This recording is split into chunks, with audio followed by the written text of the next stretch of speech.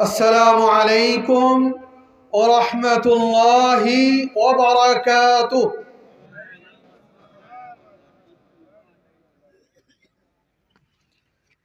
الحمد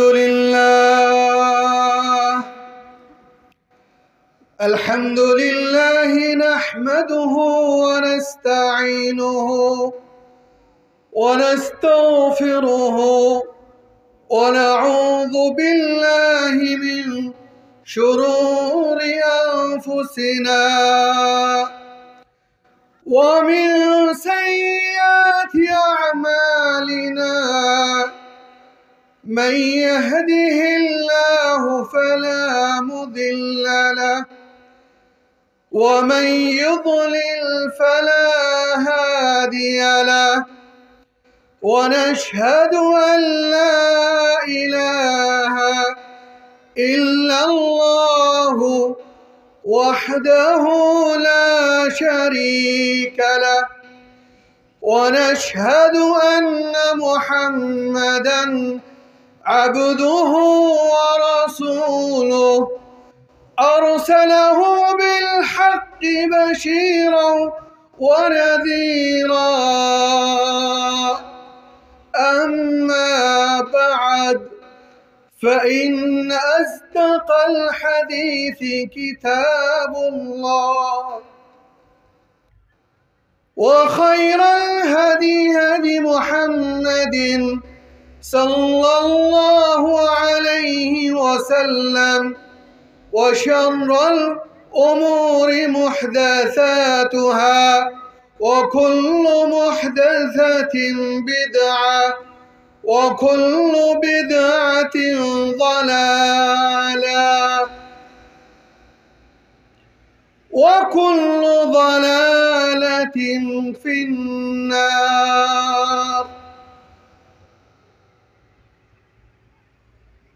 والضحى والليل إذا سجى ما ودعك ربك وما قلى، وللآخرة خير لك من الأولى، ولسوف يعطيك ربك فترضى. ألم يجدك يتيما فآوى، ووجدك ضالا فهدى، ووجدك عائلا فأغنى. فأما اليتيم فلا تقهر، وأما السائل فلا تنهر، وأما بنعمة ربك فحدث।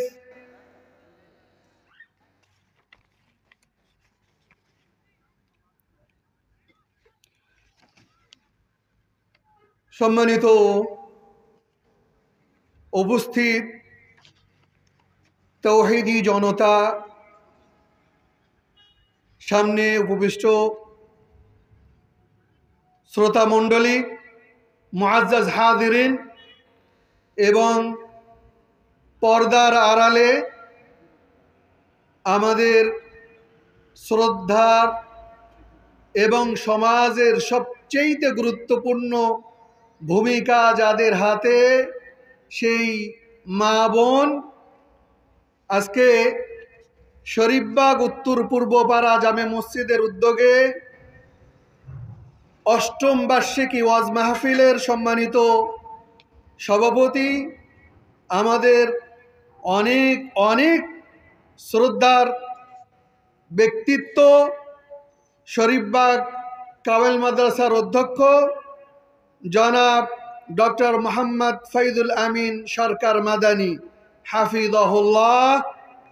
উপস্থিত আছেন প্রধান অতিথি হিসেবে প্রফেসর মোহাম্মদ ইখলাস খান, সাবেক অধ্যক্ষ ধামরাই সরকারি কলেজ, ঢাকা।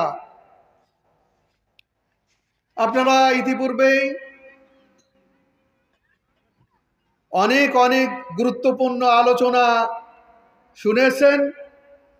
বিশেষ করে আমাদের ভাই মীর মুয়াজ্জেম হোসেন সাইফি হাফিজাহুল্লাহ বেশ কিছু গুরুত্বপূর্ণ আলোচনা আকীদার সাথে, মানহাজের সাথে জড়িত, যেগুলো আমাদের সমাজে খুবই সংকট এবং যে বিষয়গুলো আমরা একেবারে ডাল চালে খিচুড়ি করে ফেলতেছি, সেই বিষয়গুলো মাশাআল্লাহ তিনি আপনাদের সামনে আলোকপাত করেছেন। আল্লাহ রব্বুল আলামিন তাকে উত্তম জাযায় ভূষিত করুন, বলেন আল্লাহুম্মা আমিন। এরপরে আমার সম্মানিত মামা এবং সম্মানিত শ্বশুর, আমার সম্মানিত শিক্ষক শেখ মোহাম্মদ আব্দুল ওয়াহাব মাদানী হাফিজাহুল্লাহর অল্প সময়ের মধ্যেও সেই বাগবি ওয়াজ আপনারা শুনেছেন। তাকে সময় দিতে পারলে বোধহয় আরও ভালো হতো। আলা কুল্লি হাল, আমাদের এই শোনা, আমাদের এই বলা, আল্লাহ রব্বুল আলামিন সেই দিন উপকারে এবং এই অনুষ্ঠান আল্লাহ রব্বুল আলামিন শাফাআতকারী হিসেবে যেন দাঁড় করান, যেই দিন ইয়াউমা ইয়াফিরুল মারউ মিন আখিহি ওয়া উম্মিহি ওয়া আবিহি ওয়া সাহিবাতিহি ওয়া বানিহি। আজকে আপনি শীতের মধ্যে আপনার সন্তানকে আরাম করার জন্য ফজরের সালাতে উঠাচ্ছেন না, কিন্তু আশ্চর্যের বিষয় হলো কিয়ামতের ময়দানে সেই সন্তান আপনি যখন একা একই জান্নাতে যেতে চাবেন, ফয়সালা হয়ে যাবে, সেই দিন কিন্তু সে আপনার সবচাইতে বড় শত্রুর ভূমিকা পালন করবে। কিভাবে? আল্লাহ রাব্বুল আলামিনের সামনে মোকদ্দমা পেশ করে ফেলবে, অভিযোগ দায়ের করে ফেলবে যে আল্লাহ, আমার বাবা একাকী সালাত আদায় করে সে জান্নাতে যাচ্ছে, আর ওই বাবার সামনে আমরা ঘুমিয়ে থেকেছি, সে কখনো আমাদের সালাতের কথা বলেনি। সুতরাং দুইজনকে জান্নাতে দিতে হবে, অথবা দুইজনকে আমাদেরকে জাহান্নামে দিতে হবে। তখন আল্লাহ রাব্বুল আলামিন দেখবেন যে বাবার এটা ভুল। কেন? সে কুল্লুকুম রাইন ওয়া কুল্লুকুম মাসউলুন আন রাইয়াতিহি, কেন সে তার দায়িত্ব পালন করেনি, সুতরাং সেও জাহান্নামে চলে যেতে হবে। সেই কঠিন মুহূর্তে, সেই কঠিন অবস্থাতে এই ইলমি মাজলিস, যে মাজলিসের চতুর্পাশে আপনারা এই মুহূর্তে আমরা সবাই যারা আছি, তারা আল্লাহর দরবারে আল্লাহ রাব্বুল আলামিন অহংকার করতেছেন তার ফেরেশতাদের সামনে, এবং ফেরেশতাদের হাফাতুহুল মালাইকা, চতুর্পাশে ফেরেশতা দিয়ে, গার্ড অফ অনার দিয়ে আল্লাহ রাব্বুল আলামিন আমাদের এই অনুষ্ঠানকে কিন্তু পাহারা দিয়ে রাখতেছেন। শুধু কি তাই, ওগাশিয়াতুহুর রাহমা, এবং আল্লাহ রাব্বুল আলামিনের সেই আরশ থেকে, আসমান থেকে রহমতের ধারা অবিরত আমরা যারা উপস্থিত আছি তাদের উপরে বর্ষিত হচ্ছে। বলবেন না সুবহানাল্লাহ? সুতরাং এই ধরনের অনুষ্ঠানে, এই ধরনের জালসায় আসাটা নিঃসন্দেহে আল্লাহ রাব্বুল আলামিন আমাকে, আপনাকে, যাদেরকে ভালোবাসেন তারাই শুধু এখানে বসে আছেন, আর যারা ভালোবাসেন না যাদেরকে, তারা বিভিন্ন জায়গায় বিভিন্ন অন্যরকম কাজে ব্যস্ত আছে। ওয়ালিয়ায বিল্লাহ। সম্মানিত উপস্থিতি, মসজিদ আল্লাহর ঘর, এবং বলা হচ্ছে হাদিসে ঘুঘু পাখির মতো ডিম, এই ডিম পারলে যতটুকু জায়গা নেয় মাটিতে, এতটুকু জায়গাও যদি কেউ মসজিদের জন্য সহযোগিতা করে, দান করে, বা এই ধরনের কাজে সহযোগিতা করে, তাহলে তার জন্য আল্লাহ রাব্বুল আলামিন কি করবেন? জান্নাতে তার জন্য বাড়ি বানিয়ে দেবেন। সুবহানাল্লাহ। আমরা অনেক সময় নিজেরা হাদিসের ব্যাখ্যা করি যে পুরো মসজিদ বোধ আমাকে বানিয়ে দিতে হবে, না, এমন কথা নেই। এবং খেয়াল রাখবেন, এই ধরনের সুযোগগুলো আমাদের মসজিদগুলো কখনো মিলাদ হয় কি?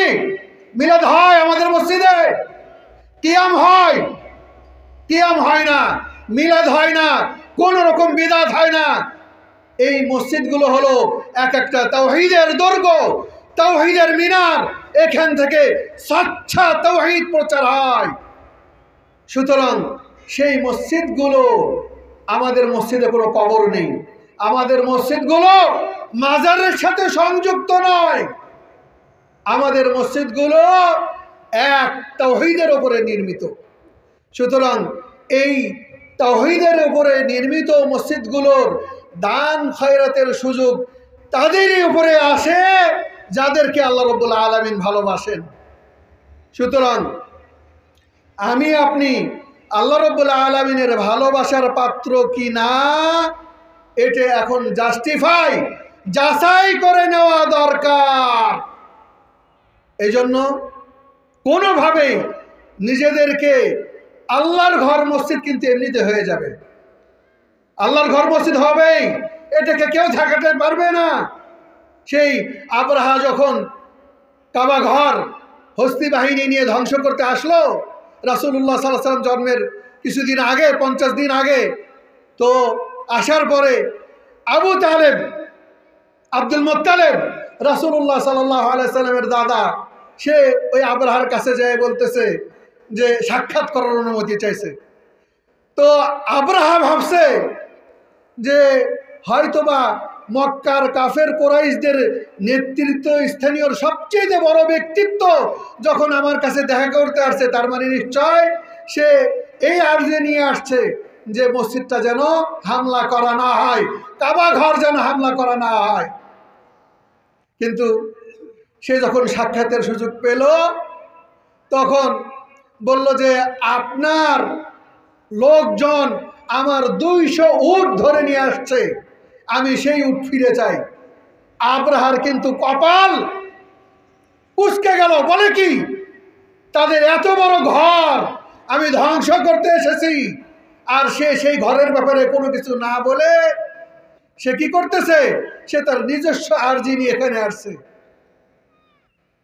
তো আবরাহা বলতেছে যে আমি তোমাকে তোমার উট ফেরত দেবো, কোনো সমস্যা নেই, আর কোনো আরজি তোমার আছে কি না? বলতেছে না। বলছে তুমি ভেবে বলো আছে কোনো আর কোনো আরজি? বলে না। আবারও ভাবো, বলছে না, আর কোনো আরজি নেই। এবার আবরাহা নিজের থেকেই বলতেছে আমি কি জন্য আসছি এখানে, শুধু ইয়ামান থেকে আসছি, কেন আসছি? তো বলছে জানি। কি জন্য? বলছে যে আল্লাহর ঘর ধ্বংস করার জন্য। বলছে তুমি জানার পরেও আমার কাছে সুযোগ হলো সাক্ষাতের, এরপরেও তুমি সেই ঘর বাঁচানোর জন্য একটু আরজি করলে না, ব্যাপার কি? তখন কি বলছিল? লিল বাইতি রব্বুন ইয়াহমি, বলতেছে আমি আনা রব্বুল ইবিল, আমি হলো উটের মালিক, সুতরাং আমার উট হারিয়ে গেছে, আমাকে উট ফেরত দেন। আর কাবা ঘরের মালিক একজন আছেন, তিনি তার ঘর রক্ষা করবেন। তারপর কি হয়েছিল আপনারা জানেন সবাই, ফাজআলাহুম তারমিহিম বিহিজারাতিন মিন সিজিল ফাজআলাহুম কাআসফিন মাকুল। দলে দলে, আমরা অনেক সময় বলি আবাবিল পাখি, না, আবাবিল পাখি এটা ভুল। মূলত হলো আবাবিল মানে হলো দলে দলে ছোট ছোট পাখি এসে, 3টা পাথর, এক একটা পাখি 3টা পাথর নিয়ে এসে একেবারে প্রত্যেকটা লোককে আঘাত করছে, এবং সেগুলো ভুসি, গরু ছাগল জাবর কাটার পরে, ঘাস খাবার পরে যেই রকম একেবারে অস্তিত্বহীন হয়ে যায়, সেই রকম হয়ে গেছে প্রত্যেক লোক যারা কাবা ঘর ধ্বংস করতে আসছিল। সুতরাং আল্লাহ রাব্বুল আলামিনের ঘর যে কোনোভাবেই হয়ে যাবে, হতভাগা হলো তারাই যারা এই ঘরকে সুযোগ আসার পরেও নিজেকে সৌভাগ্যবানদের তালিকায় সামিল করাতে পারলো না। আমরা কি চাই না সৌভাগ্যবান হতে? বলেন, চাই না? চাই না? তাহলে কোনো সময় কেউ যেন এই ঘরে দান থেকে বিমুখ না থাকি। আল্লাহ রাব্বুল আলামিন আপনাদের আমাদেরকে তৌফিক দান করুন, আল্লাহুম্মা আমিন। সম্মানিত হাজিরিন, গাজীপুরে পিরোজআলীতে আতাউল্লাহ সরকার, তিনি মসজিদ তৈরি করার সময় তিনি এমন লোক যিনি সেই সময় অর্থ সম্পদ এতটাই ছিল যে তিনি হেলিকপ্টার কিনতে গেছিলেন, প্লেন কিনতে গেছিলেন সেই সময়। তো তিনি মসজিদ তৈরি করবেন পিরোজআলীতে ঢুকতে যেয়ে, তো তিনি একটা ওই ঢাকি অথবা একটা বাঁশের একটা পাত্র মাথায় নিয়ে জনগণের মধ্যে হাঁটা শুরু করছে, গ্রামের মধ্যে। বলছে যা দেবেন দেন, আমি মসজিদ তৈরি করব। এবার কেউ দিচ্ছে, কেউ লজ্জা পাচ্ছে, আর কেউ বলতেছে সরকার সাহেব আপনার এত সম্পদ, আপনি চাইলে তো একাই মসজিদটা তৈরি করতে পারেন, আপনি কেন ঢাকি, আপনি কেন টুকরি মাথায় নিয়ে জনগণের মধ্যে এইভাবে নিজেকে লাঞ্ছিত করতেছেন? তার উত্তর ছিল যে না, আল্লাহ রাব্বুল আলামিনের ঘরের সাথে নিজেকে যেই ব্যক্তি কিছু কাজ করার সুযোগ পাবে সে সৌভাগ্যবান, সে কখনো লাঞ্ছিত নয়। আর আরেকটা বিষয় হলো যে মসজিদ আজকে আমি আমার টাকা দিয়ে করতেও পারি, কিন্তু 2 দিন পরে বলবা কি সরকার সাহেবের মসজিদ, সুতরাং ওইটা আমি চাই না। আল্লাহ রাব্বুল আলামিনের কাছে আমরা সম্মিলিতভাবে কাজ করি। আজকে এই মসজিদের 3 তলা পর্যন্ত 2 তলা হয়ে গেছে, 3 তলা কাজ চলমান এবং জায়গা হয় না। নিশ্চিত এটা সৌভাগ্যবান ভাই আপনারা। মসজিদে জায়গা হচ্ছে না, তার মানে চিন্তা করেন এখন থেকে তৈরি করে যত লোক কিয়ামত পর্যন্ত এই মসজিদে সালাত আদায় করবে, আমি আপনি শুয়ে থেকে কবরে এর কিন্তু সদকা জারি হিসেবে পাবো না পাবো? কি বলেন আপনারা? তাহলে কেন আমরা পিছিয়ে থাকবো? আল্লাহ রাব্বুল আলামিন আমাদেরকে তৌফিক দান করুন। সম্মানিত হাজিরিন, এবার আসি আমার মূল আলোচনায়। একটি গুরুত্বপূর্ণ ইবাদত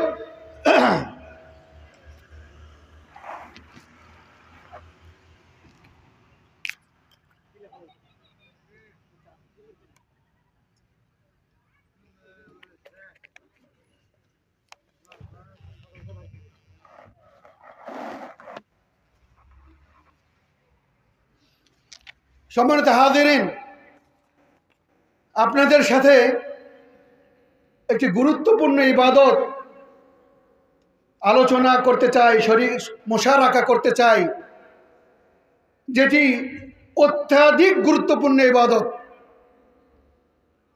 অথচ এবং এই ইবাদত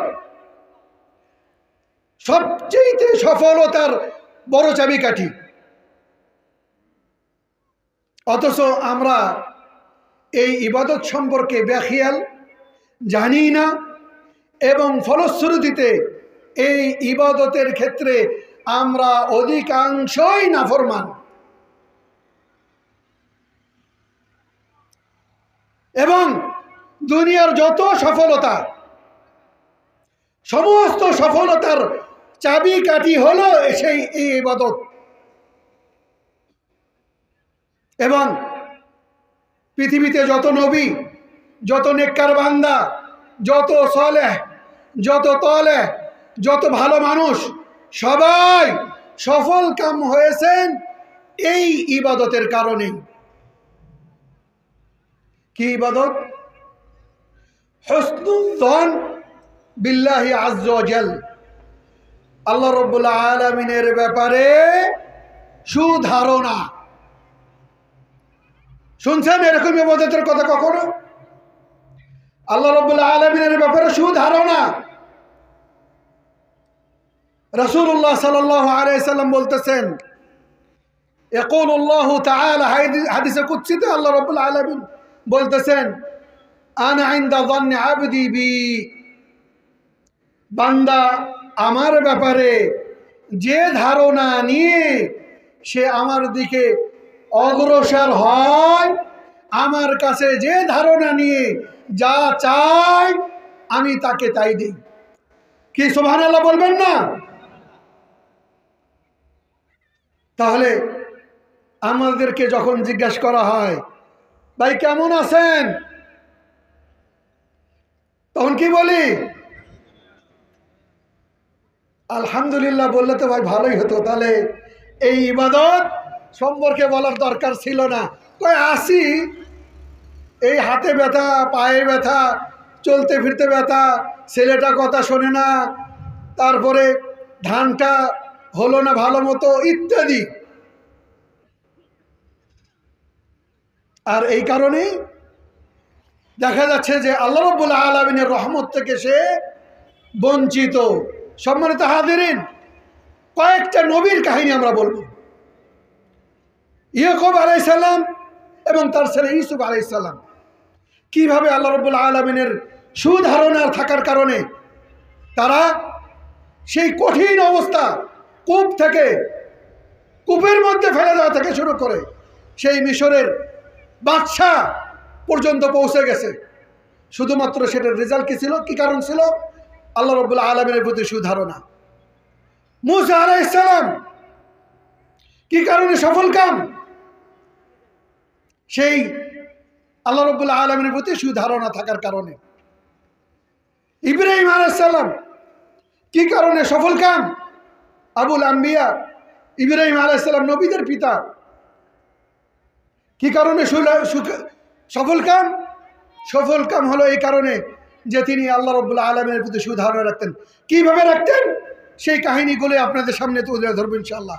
নবী সাল্লাল্লাহু আলাইহি সাল্লাম হীরা সেই গারে থৌর হিজরতের সময় আবু বকর রাদিয়াল্লাহু তাআলা আনহুর সাথে যখন অবস্থান করতেছিলেন, তখনও সুধারণার কারণে সেই কাফেররা একেবারে সেই যেই গর্তে তিনি অবস্থান নিলেন, আবু বকর রাদিয়াল্লাহু তাআলা আনহু বলতেছেন যে শুধুমাত্র নিচের দিকে তাকালেই ধরা খেয়ে যায় আমরা। সেখানেও কিভাবে বেঁচে গেলেন? শুধুমাত্র আল্লাহ রাব্বুল আলামিনের প্রতি সুধারণা থাকার কারণে। তাবুকের যুদ্ধে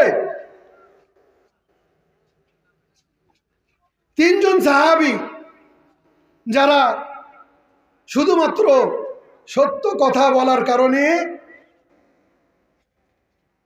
রাসূলুল্লাহ সাল্লাল্লাহু আলাইহি সাল্লাম তাদেরকে শাস্তি দিলেন।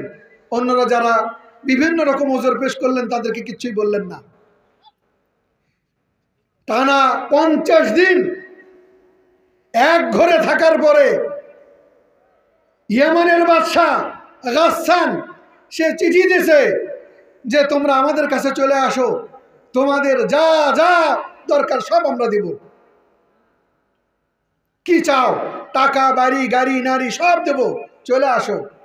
সেই সাহাবারা সেই চিঠিকে আগুনে নিক্ষেপ করে আল্লাহ রাব্বুল আলামিনের প্রতি সুধারণা রেখে তারপরে তারা অপেক্ষা করার কারণে আল্লাহ রাব্বুল আলামিন তাদেরকে সুসংবাদ দিয়েছেন।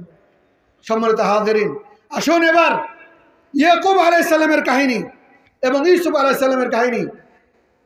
আল্লাহ রাব্বুল আলামিন বলতেছেন, ক্বালা ইন্নামা আশকু বাসি ওয়া হুজনি ইলাল্লাহ। প্রথমে ইউসুফ আলাইহিস সালাম বাবা ইয়াকুব আলাইহিস সালামকে বললেন, বাবা ইন্নী রাআইতু 11 কাওকাবা, যে আমি 11টা নক্ষত্রকে দেখতেছি, তারা আমাকে সিজদা করতেছে। ইয়াকুব আলাইহিস সালাম নবী, তিনি এটার অর্থ বুঝে গেলেন।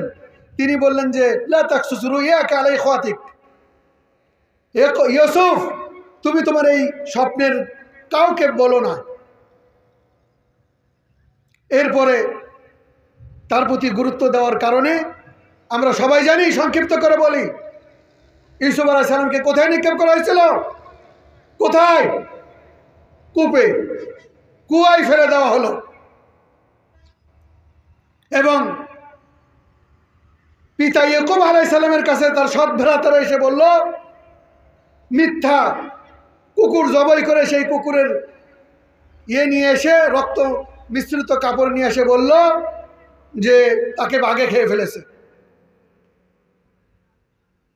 এরপরে সেই সময় থেকে ইয়াকুব আলাইহিস সালাম আল্লাহ রাব্বুল আলামিনের কাছে দোয়া করলেন যে আল্লাহ রাব্বুল আলামিন ইন্নী আ'লামু মা লা তা'লামুন মিন আল্লাহ, যে আল্লাহ রাব্বুল আলামিনের ব্যাপারে আমি যা জানি তোমরা কেউ তা জানো না।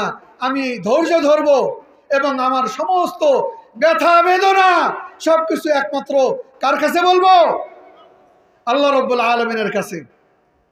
এরপরে দেখা গেল আস্তে আস্তে সেই ইউসুফ আলাইহিস সালামকে কূপ থেকে নিয়ে যেয়ে বিক্রি করা হলো মিশরে। সেখান থেকে সেই বাদশা আজিজের বাড়িতে তার জায়গা হলো। সেখান থেকে তিনি ফিতনায় পড়ে গেলেন।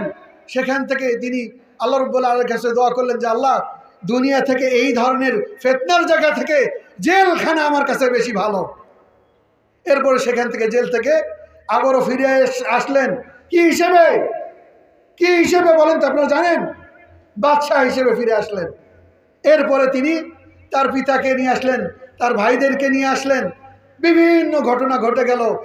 এরপরেই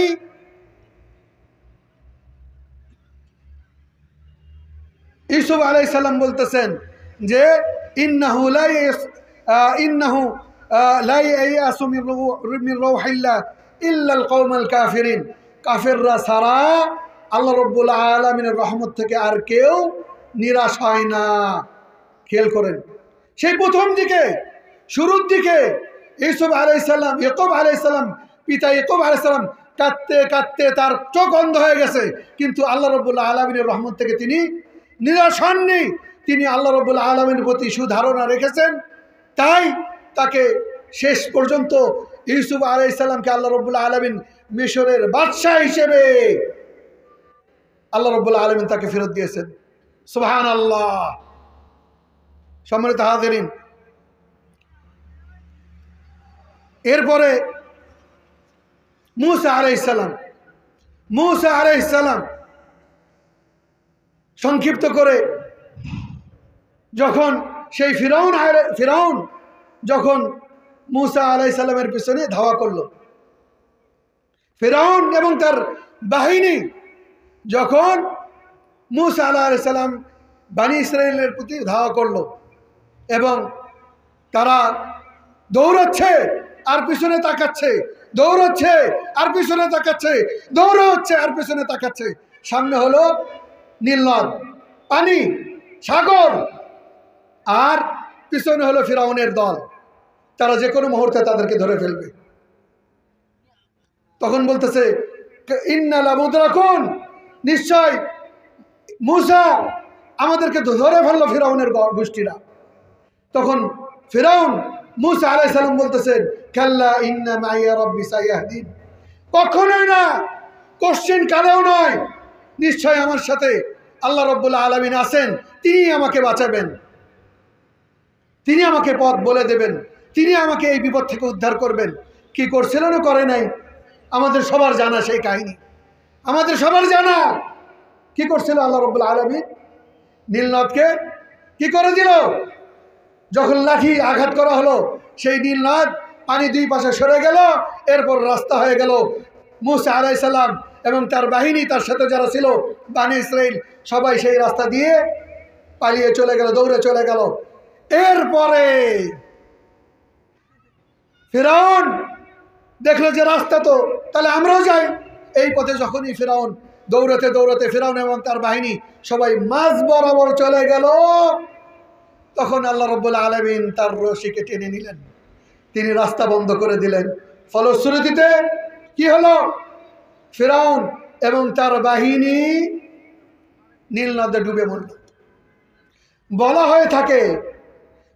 হয়ে থাকে যে মিশরি মহিলাদের, শোনেন, বলা হয়ে থাকে বা আমরা দেখিও এতে, আমরা সৌদি আরবে দীর্ঘদিন থাকার পরও শায়েখের অভিজ্ঞতা আছে শাইখাইনের, যে মিশরি মহিলাদের আওয়াজ, এবং আপনারা নিশ্চয়ই অনেকে সৌদি আরবে ছিলেন, তারা দেখবেন পুরুষের চাইতে মিশরি মহিলাদের আওয়াজ খুব বেশি। পুরুষকে ধমক দিয়ে বসাই দেয়, এবং পুরুষকে জিজ্ঞেস করলে মহিলা উত্তর দেবে জোর করে। তো আমাদের মদিনা বিশ্ববিদ্যালয়ে তাফসির পড়ান, উনি বলেন যেটার কাহিনী আছে, এটার একটা কাহিনী আছে। কি কাহিনী? বলতেছে যে যখন ফিরাউন এবং তার সৈন্যবাহিনী, সমাজের সবচেয়ে উঁচু শ্রেণীর মানুষেরা সবাই একচেটিয়া মুসা আলাইহিস সালামের পিছনে ধাওয়া করতে করতে যায়, যখন তারা নীল নদে মরে ডুবে শেষ হয়ে গেল, এবার এই যারা থাকলো সেই মহিলারা শুধু ছিল, আর কেউ ছিল না। শুধু কারা ছিল বাড়িতে? ফিরআউনের অনুসারী সৈন্যদের বাহিনীদের শুধুমাত্র মহিলা ছিল বাড়িতে, এবং ওই নিচু শ্রেণীর খাদেম চাকর বাকর তারাই ছিল। এবার পুরুষ মহিলা তো পুরুষ ছাড়া তাদের জীবন চলবে না, তাদেরকে কিনা সব কিছু খেতে খাওয়াবে কে, বাজার ঘাট কে কেউ কিনে খাওয়াবে। এই জন্য কী করলো, যখনই তাদের কানে গেল যে তাদের স্বামীরা সবাই নীল নদে ডুবে মরছে, তখন যার পাশে যে চাকর বাকর ছিল সেই চাকরকে ধরে স্বামী বানিয়ে নিল। তাহলে কি দেখা গেল, যে মহিলা হলো উঁচু শ্রেণীর আর স্বামী হলো কি নিচু শ্রেণীর, চাকর শ্রেণীর। তো গলা তো উঁচু হবেই, কি বলেন? গলা উঁচু হবেই। সম্মানিত মা বোনেদের উদ্দেশ্যে বলবো, কোনো সময় স্বামীর গলার, স্বামীর আওয়াজের ওপরে যেন আওয়াজ না হয়, তাতে আপনি ধ্বংস হয়ে যাবেন, আমলনামা বরবাদ হয়ে যাবে। এটি আল্লাহ প্রদত্ত সম্মান, তাদেরকে সম্মান করতে হবে।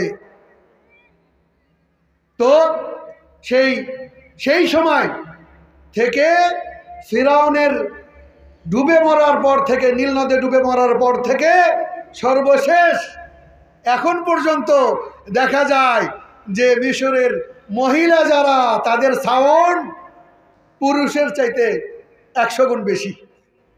আল্লাহু আকবার। যাই হোক, অবশ্যই অবশ্যই সবাই নয়, এবং হয়তো বা এর তবিয়ত কারণে এই ঘটনা সত্য মিথ্যা সবই হতে পারে, জাস্ট এটা একটা ঘটনা। পরবর্তীতে তারা মুসলমান হয়েছেন। এরপরে আমরা সেই নবী আল্লাহ ইব্রাহিম, ভালো করে খেয়াল করেন, আল্লাহু আকবার। সন্তান কথা শোনে না, স্ত্রী অবাধ্য, তাদের জন্য নবী ইব্রাহিমের ইতিহাস, সেই ইতিহাসের মধ্যে আমাদের অনেক কিছু শিক্ষণীয় আছে, অনেক কিছু শিক্ষণীয় আছে। যখন ইব্রাহিম আলাইহিস সালাম তার সন্তান ইসমাইল আলাইহিস সালাম এবং তার স্ত্রী হাজার দুইজনকে সেই মক্কায় এমন জায়গায় রেখে আসলো, আল্লাহ রাব্বুল আলামিন তার ভাষায় বলতেছেন, রব্বানা ইন্নী আসকানতু মিন যুররিয়্যাতি বিওয়াদিন গায়রি যি যারইন ইনদা বাইতিকাল মুহাররম রব্বানা লিয়ুকিমুস সালাহ ফাজআল আফইদাতাম মিনান নাস তাহবি ইলাইহিম ওয়ারযুকহুম মিনাস সামারাত লাআল্লাহুম ইয়াশকুরুন। বলতেছে যে সেই জনমানবহীন উপত্যকায় আল্লাহ রাব্বুল আলামিনের অর্ডারে হাজার এবং ইসমাইল আলাইহিস সালামকে রেখে যখন পিছন ফিরে তাদেরকে রেখে সামনের দিকে হাঁটা শুরু করছে, তখন হাজার বলতেছে, বুখারী মুসলিমে আসছে ঘটনা, তখন হাজার বলতেছে একটা প্রশ্ন, শুধুমাত্র একটা প্রশ্নের উত্তর দেবেন, তাহলে আর আমি দ্বিতীয় কোনো প্রশ্ন করব না। তিনি তাদের দিকে না তাকিয়ে বলল যে বলো কি প্রশ্ন তুমি করতে চাও? তখন তিনি বললেন, আল্লাহু আমারাকা বিহাদা, আজকে আমাকে আমি একজন নারী এবং আমার দুগ্ধপোষ্য সন্তান, এই দুজনকে জনমানবহীন একেবারে এইরকম একটা এরিয়াতে আপনি ছেড়ে যাচ্ছেন কার নির্দেশে, কি কারণে? আল্লাহ রাব্বুল আলামিন আমার রব এবং আপনার রব, আমাদের সন্তানের রব, তিনি কি আপনাদেরকে অর্ডার করছেন? তার অর্ডারে কি এমন করতেছেন? তিনি চুপ থাকলেন, হাঁটা শুরু করছেন। হাজার আলাইহিস সালাম তার সন্তানকে কোলে নিয়ে বুকে নিয়ে আবারও তার পিছনে হাঁটা শুরু করছেন, বলতেছেন যে এই প্রশ্নের উত্তর দেন, আর আমি আপনাকে দ্বিতীয় কোনো প্রশ্ন করব না। ইব্রাহিম আলাইহিস সালাম তাদের দিকে না তাকিয়ে সামনের দিকে তাকিয়ে উত্তর দিলেন যে হ্যাঁ, আল্লাহ রাব্বুল আলামিনের পক্ষ থেকেই আমি তোমাদেরকে এই অবস্থায় রেখে যাচ্ছি। দেখেন আল্লাহ রাব্বুল আলামিন, ভাই একটা বিষয় খেয়াল করবেন, আমাদের আফ্রিকার ছেলেপেলেরা মদিনা বিশ্ববিদ্যালয়ে ক্লাস করার সময় বলতো যে শেখ, আমি খাদিজার মতো পাত্রী খুঁজতেছি, এই জন্য এখনো বিয়ে শাদী করি নাই। মাঝে মধ্যে এই কথাগুলো শোনা যায়। তো শিক্ষকরা বলে যে তুমি আগে যদি মুহাম্মদ হতে পারো তাহলে খাদিজার চাইতেও তোমার কাছে বড় কিছু ধরা দেবে, কিন্তু তুমি নিজেকে আগে মুহাম্মদ সাল্লাল্লাহু আলাইহি সাল্লাম বানাও। ঠিক কিনা বলেন? ঠিক। তাহলে আপনি আমি চারিত্রিক দিক থেকে সবচেয়ে জঘন্য মানুষ, তাহলে আমার স্ত্রী সন্তান জঘন্য হবে না? এটা কেমনে হয়? এটাই স্বাভাবিক। হ্যাঁ, কিছুটা অস্বাভাবিক আছে, কিন্তু বেশিরভাগই আমার আপনার কর্মের ফলই আমার স্ত্রী এবং আমার সন্তান। আপনি ধৈর্য ধরুন, স্ত্রীর খারাপ ব্যবহারে আপনি ধৈর্য ধরুন, আল্লাহ রাব্বুল আলামিনের কাছে দোয়া করুন, দেখবেন যে অচিরেই আল্লাহ রাব্বুল আলামিন আপনার স্ত্রীকে পুণ্যবতী, আপনার অনুসারিণী, আপনার খেদমতকারিণী হিসেবে আল্লাহ রাব্বুল আলামিন তাকে বানিয়ে দেবেন। কিন্তু আপনাকে আল্লাহ রাব্বুল আলামিনের রাস্তায় ফিরে আসতে হবে। তাহলে হাজার আলাইহিস সালাম কি বলতেছে যে যদি আমাদের রব এই অর্ডার আপনাকে করে থাকে তাহলে কোনো অভিযোগও নেই, কোনো ভয় নেই, কোনো নিরাশতা আমাদের ভিতরে নেই। যেই রব সব কিছু জানেন, যিনি আমার মালিক, যিনি আপনার মালিক, যিনি আসমান জমিনের সব কিছুর মালিক, তিনি আমাদেরকে রক্ষা করবেন। সুতরাং আপনি চলে যান, আমাদের আর কোনো ভয় নেই। এরপরে চলে গেলেন। চলে যাওয়ার সময় আল্লাহু আকবার, দূরে সরে যে হাত তুলে একেবারে শেষ বয়সে একটা সন্তান, সেই সন্তান যে স্ত্রীর গর্ভে থেকে আসলো, দুইজনই সবচেয়ে কলিজার টুকরো, নাকি বলেন? সেই কলিজার টুকরোকে আল্লাহ রাব্বুল আলামিন অর্ডার করছেন। আসুন ইব্রাহিম আলাইহিস সালামের ভাষায় শুনি, রব্বানা ইন্নী আসকানতু মিন যুররিয়াতি, হে আমাদের রব, আমি রেখে গেলাম, ছেড়ে গেলাম আমার পরিবার পরিজন, বিওয়াদিন গায়রি যি যারইন, এমন উপত্যকায় যেখানে নাই গাছপালা, নাই পানি, একেবারে খাখা মরুভূমি, ইনদা বাইতিকাল মুহাররম, ইনদা বাইতিকাল মুহাররম, আপনার সম্মানিত ঘরের কাছে রেখে গেলাম। রব্বানা লিউকিমুস সালাহ, হে আল্লাহ, তাদেরকে আপনার নামাজি হিসেবে কবুল করুন। চিন্তা করেন, আমি আমার সন্তানদেরকে, আপনি আপনার সন্তানদেরকে সুখের আশায় তাদেরকে সালাত থেকে দূরে রেখি, আর ইব্রাহিম আলাইহিস সালাম দোয়া করতেছে যে তার সন্তান পরিবার যেন নামাজি হয়। এবং আর এক জায়গায় বলা হচ্ছে ওয়াজনুবনি ওয়া বানি আন না'বুদাল আসনাম, আমি এবং আমার পরিবার গোষ্ঠী পরবর্তী যারা আসবে সবাইকে আপনি মূর্তি পূজা থেকে রক্ষা করুন, হেফাজত করুন। এরপরে বলতেছেন ফাজআল আফিদাতাম মিনান নাস তাহওয়ি ইলাইহিম, আল্লাহ কেউ নেই, দুইজন মানুষ হাজার হাজার কিলোমিটার, সেই কিলোমিটারের মধ্যে এত দিন নির্জন এরিয়া, সেই এরিয়ার মধ্যে কেউ নেই, এই দুইজন ছাড়া কিভাবে রেখে যাচ্ছি। আল্লাহ কিছু লোককে এই দিকে ফিরিয়ে দিন, কিছু লোককে এই দিকে নিয়ে আসুন, তাদের সাথে যেন বসবাস করে। তাহওয়ি ইলাইহিম। এরপরে ওয়ারযুকহুম মিনাস সামারাত, আর তাদেরকে বিভিন্ন রকম ফল ফলাদি থেকে রিজিক দান করুন। আসুন এবার এই আয়াত বাস্তবে মক্কা শরীফের দিকে আপনারা তাকান। সেই প্রথম চান্সে কি ঘটলো? পানি যখন শেষ, বুকের দুধ শেষ, ইসমাঈল আলাইহিস সালাম ঝাঁকুনি দিয়ে কান্নাকাটি শুরু করলেন। এবার হাজেরা একবার এই দিকে যায়, একবার এই দিকে যায়, একবার সাফায় যায়, একবার মারোয়ায় যায়। আজকে আমরা হাজী সাহেবরা যে সাফা মারোয়ায় সাই করি, দৌড়াই, সেটা কিন্তু এই সুন্নাত হিসেবে দৌড়াচ্ছে দৌড়াচ্ছে দৌড়াচ্ছে। হঠাৎ করে দেখলেন ফেরেশতা এসে বললেন যে আর দৌড়েন না, আপনার সন্তান কিন্তু পানিতে ভিজে যাবে। ঘটনা কি? পানিতে ভিজে যাবে, কি ঘটনা, কেমনে?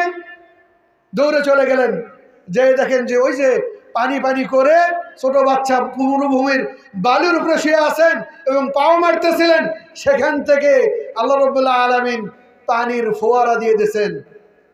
কি পানি বলেন তো এটা? আছেন তো আপনারা? জমজম।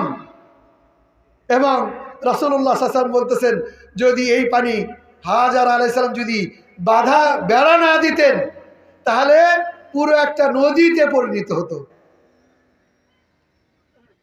তাহলে পানির ব্যবস্থা হলো।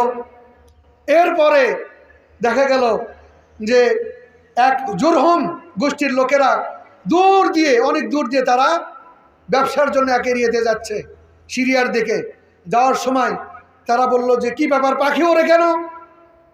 পাখি তো ওর কথা নয়, পাখি উঠতেছে কেন এরকম দূরে? সাথে সাথেই সেখান থেকে 4-5 জন লোককে বলা হলো তোমরা দেখে আসো তো ওখানে পানি উঠতেছে কেন, পাখি উঠতেছে কেন। এরপরে তারা দৌড়ে যায়, দেখলো যে সেখানে পানির ব্যবস্থা এবং 2 জন মানুষ, একজন ছোট দুগ্ধ সন্তান আর একজন নারী, এছাড়া আর কেউ নাই, সেখানে পানির ফোয়ারা উঠতেছে।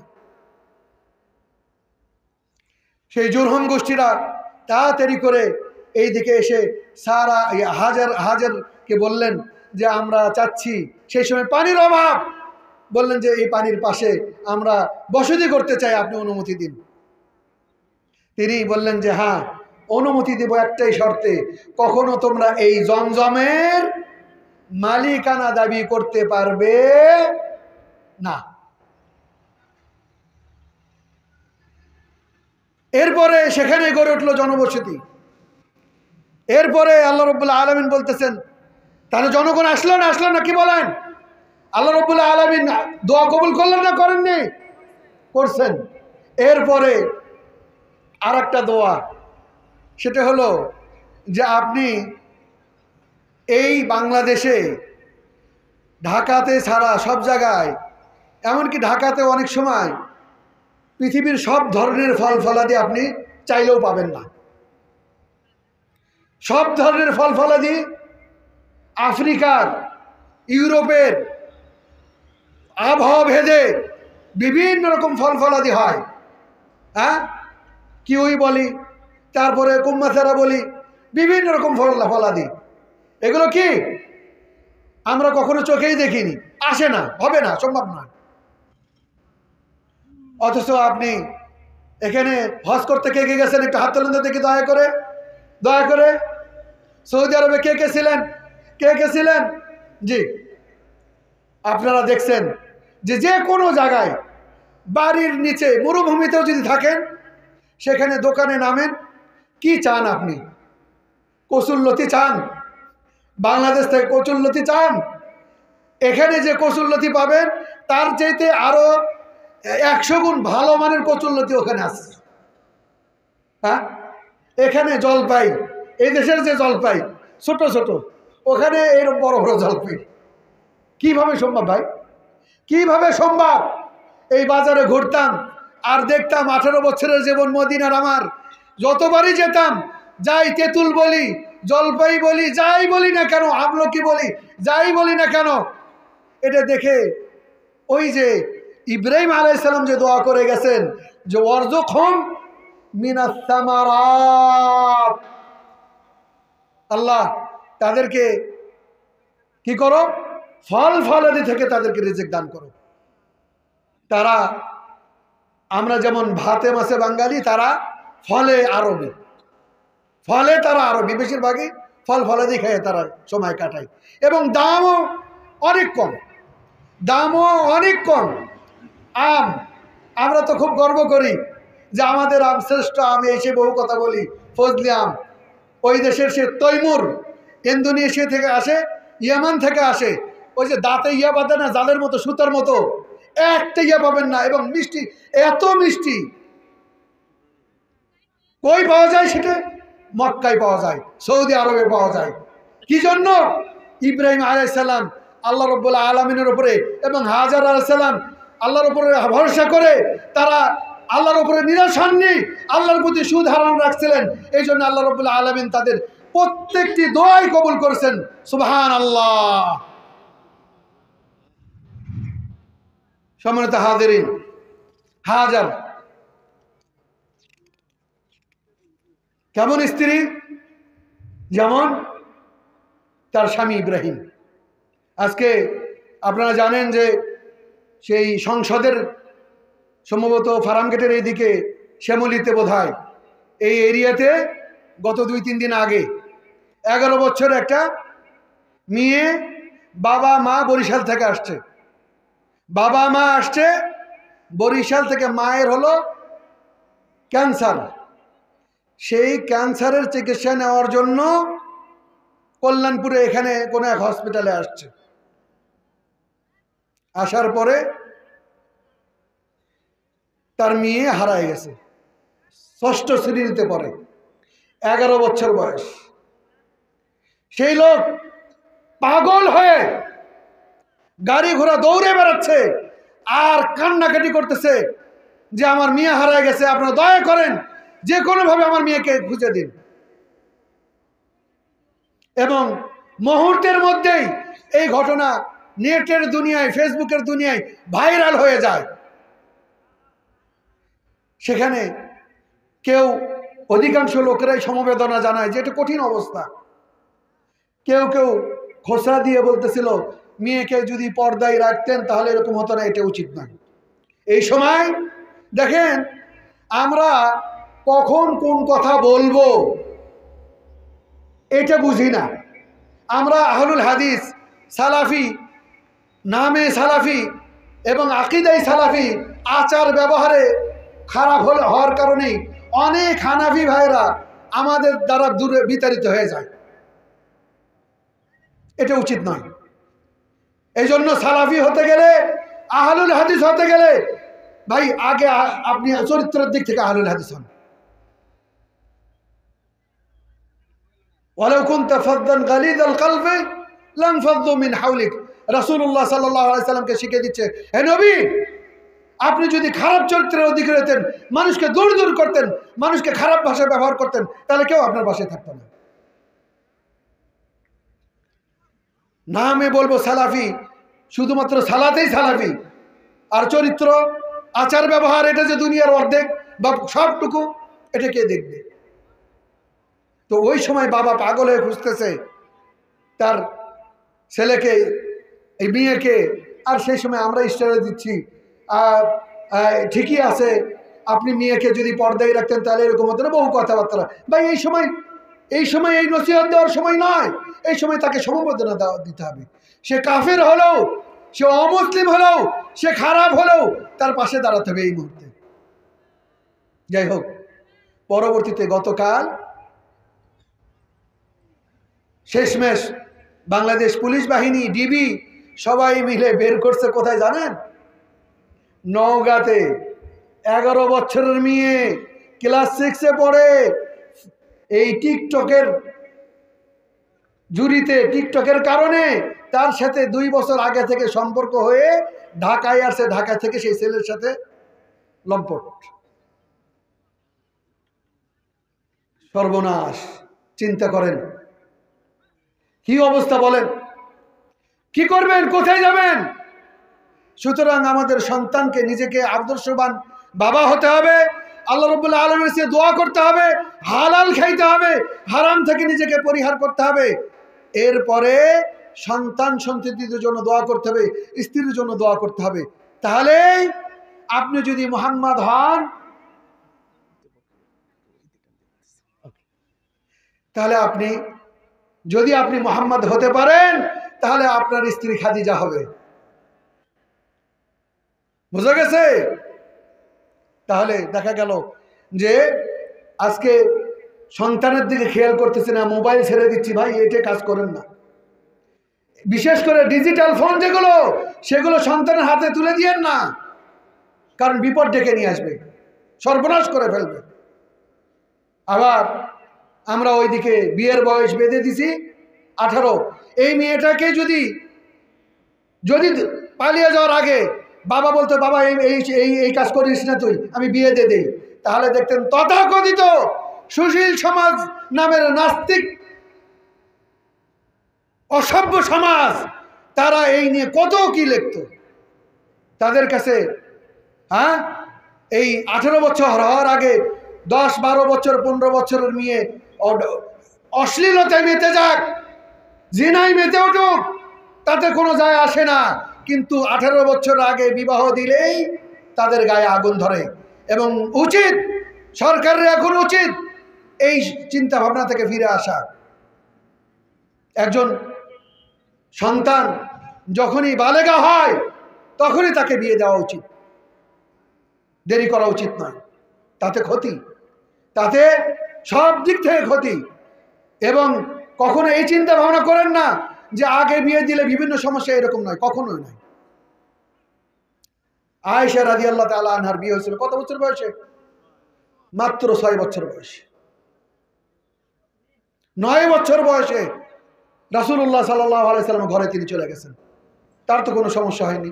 শুধু তাই নয়, আপনার দাদি, আমার দাদির বা তার দাদি যদি একটু উপরে দেখি, তাহলে দেখবো যে তাদেরও 9 বছর বয়সে 10 বছর বিয়ে হয়ে গেছে, এবং তারা 20টা 18 জন সন্তান জন্ম দিয়েছে তারা। তাহলে তাদের যেহেতু ক্ষতি হয়নি, কোনো সমস্যা হয়নি, আমাদের হবে না।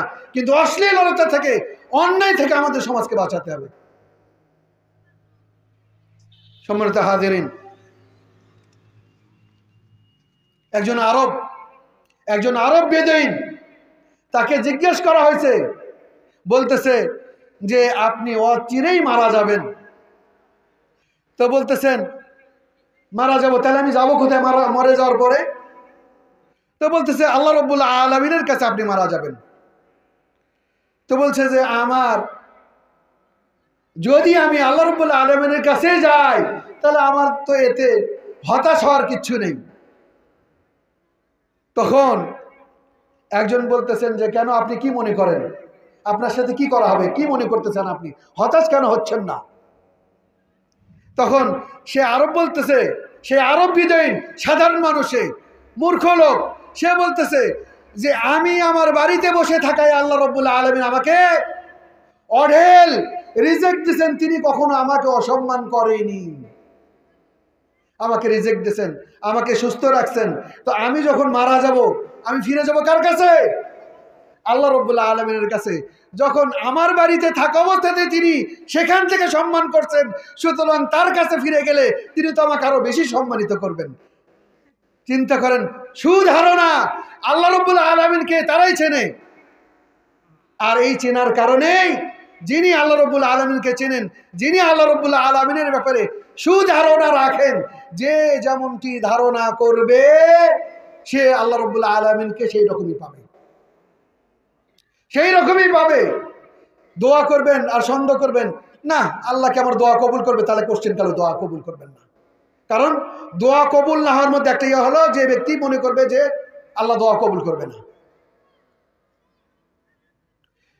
আল্লাহ রাব্বুল আলামিনের দিকে যদি এক পা বাড়ায় যান আপনি, আল্লাহ রাব্বুল আলামিন 10 পা আপনার দিকে আগায় আসবেন। সুবহানাল্লাহ।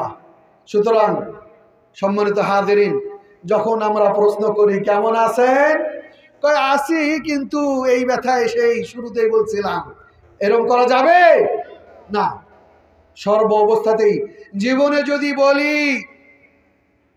যে পাওয়ার হিসাব যদি আমরা করি, কি পেলাম, একটা চোখের মূল্য আপনি আল্লাহ রাব্বুল আলামিন দিতে পারবেন? দিতে পারবো আমরা কেউ? কখনোই না। সুতরাং যে মহান আল্লাহ রাব্বুল আলামিন আমাকে এত সম্মানিত করেছেন, তিনি আমার প্রতি দয়া, এত দয়ালু তিনি কখনো আমার ক্ষতি করতে পারে না।